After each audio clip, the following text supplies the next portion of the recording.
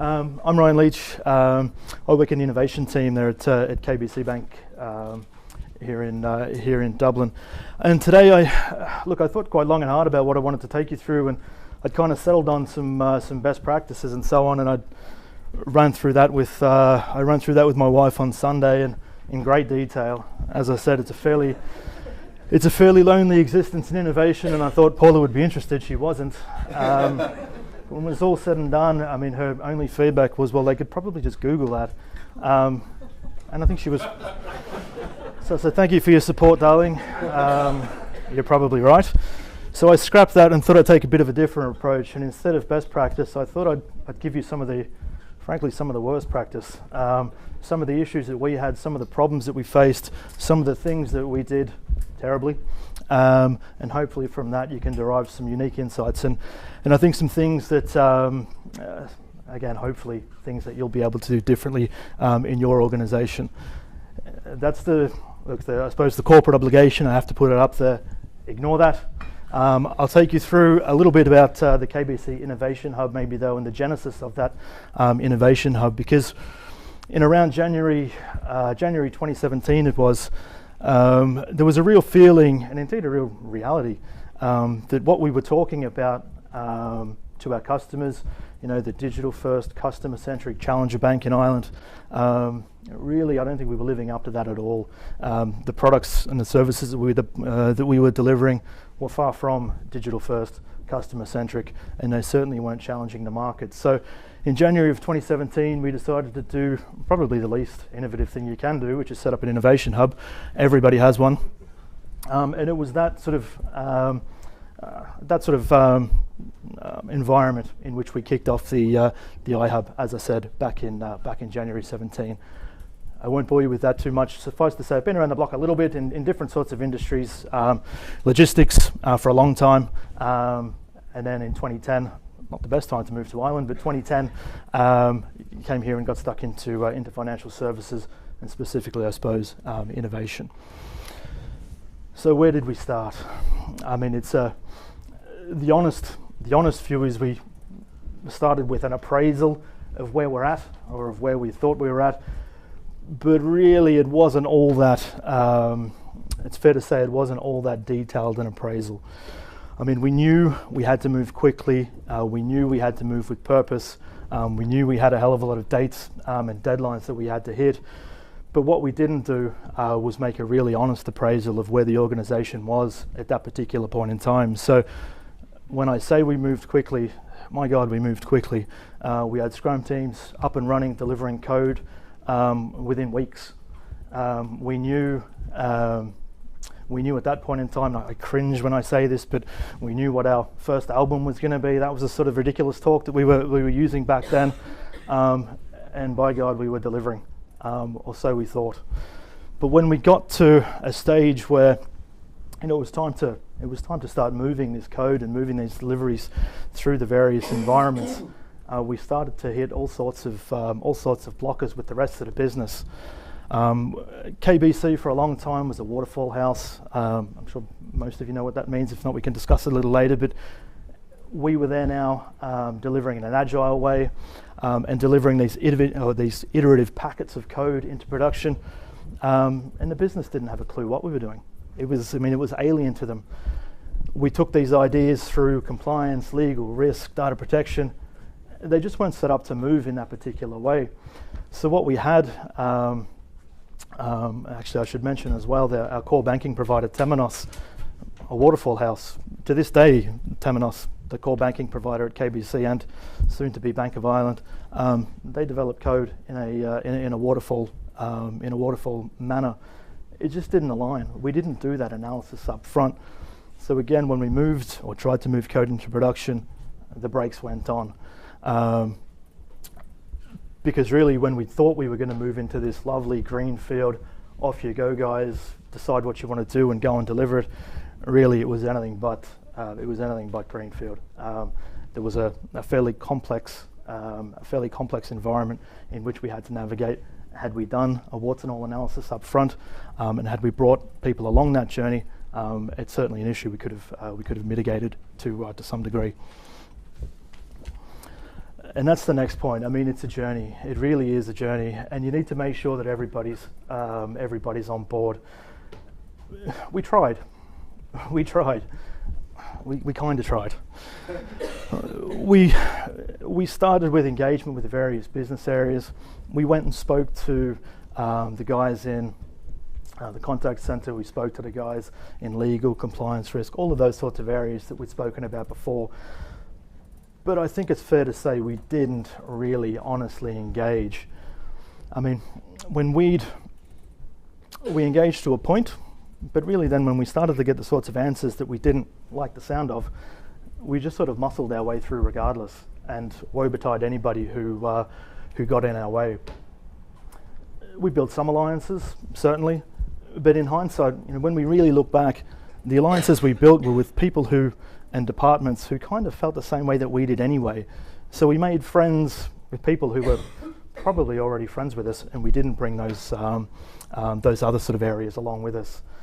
Now, really, in hindsight again, what we should have done, it's like any sort of sales process, and I'm sure in all of your, I mean, forget college, in any of your high school business classes, I mean, it's putting things in terms of what's in it for them.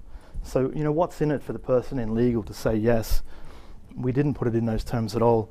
So, quite simply, and again, back to year 8, year 7 high school here, translating features into benefits and putting it in terms of what's in it for them.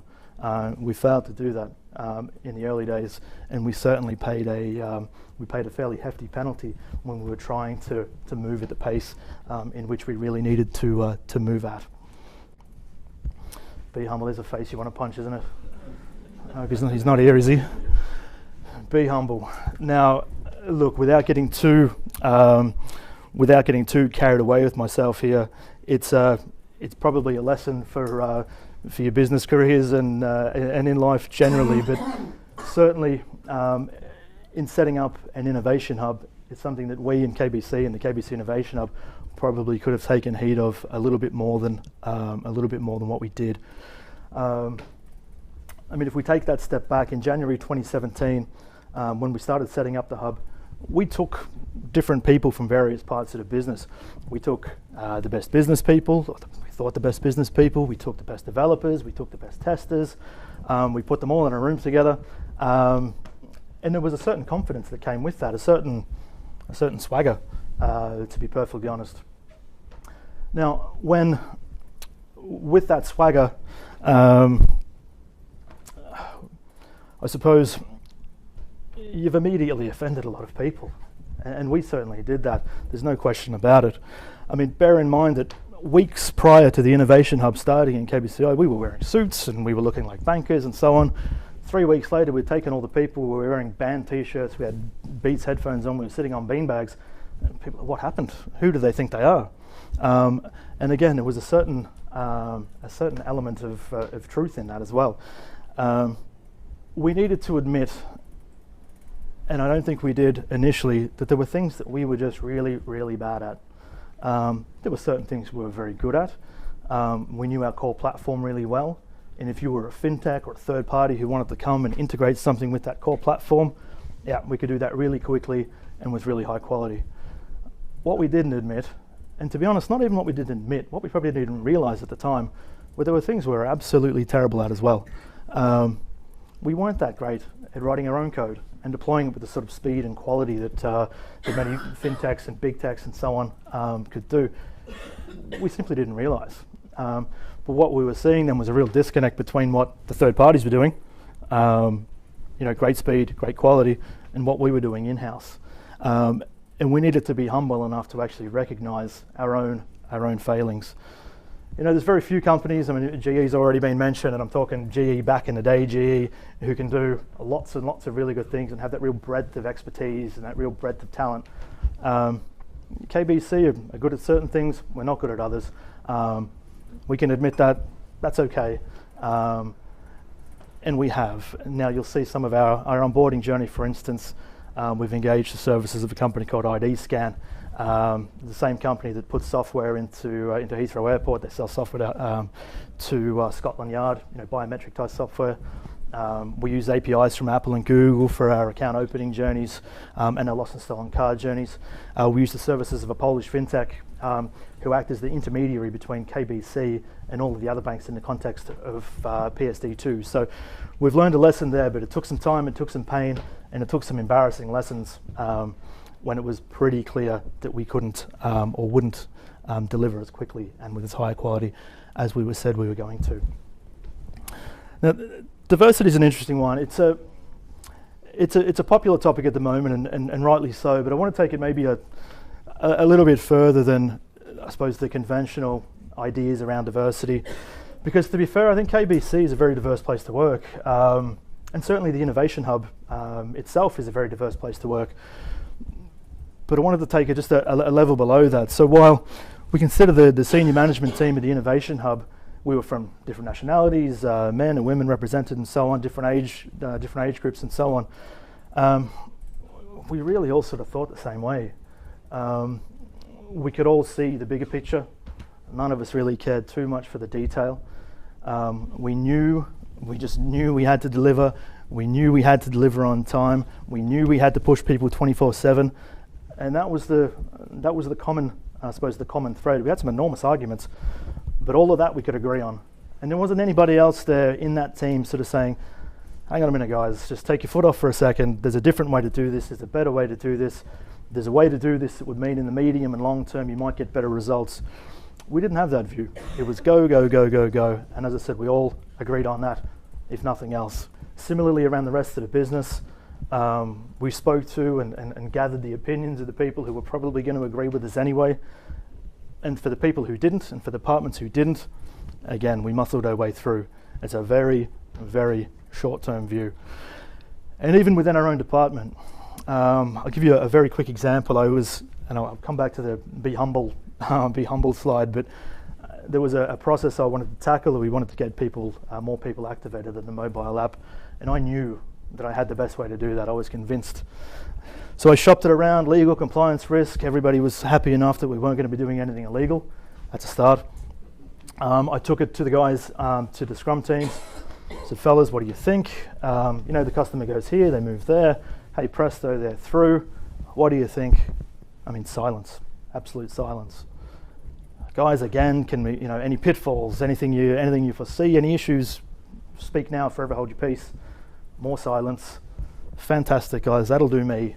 Crack on and get it delivered as quickly as you can. It was about 2 or 3 weeks later when we realized there was a fundamental flaw in my genius idea. We're effectively leaving ourselves open to financial crime, a SIM swapping fraud. I was furious with the guys. Fellas, we took you through this 3 weeks ago. You sat here, everybody nodded along. What I failed to realize and what I failed to appreciate was it's a very different group of people. Developers, real hardcore techies, not all that comfortable speaking up in that sort of forum. A lot of the guys, English isn't their first language, and they just didn't feel compelled to challenge in that sort of forum. I mean, that's my fault entirely. Entirely. I think it's your job as a manager, and particularly as a manager in innovation, to make sure that you're getting diverse opinions into your products and services, that you've created an environment in which people from all different walks of life feel comfortable in bringing you those ideas. And again, particularly in innovation, because some of the ideas are a little bit out there and you really can be left looking pretty silly. 3 minutes, thank you. You really can be looking pretty silly if there's not an accepting sort of environment in which to raise these sorts of ideas. Finally, I don't really have much of a neat segue here, but I wanted to take you through this anyway. The space you create, it really does matter. Well, that doesn't look too good, but it really does matter. And not for the reasons you think it probably matters. We've all seen the various innovation hubs, and there's beanbags and there's all of this sort of rubbish. KBC have a very similar sort of setup. There's the big whiteboards, the beanbags, the great AV, the big glass atrium, all of this sort of stuff.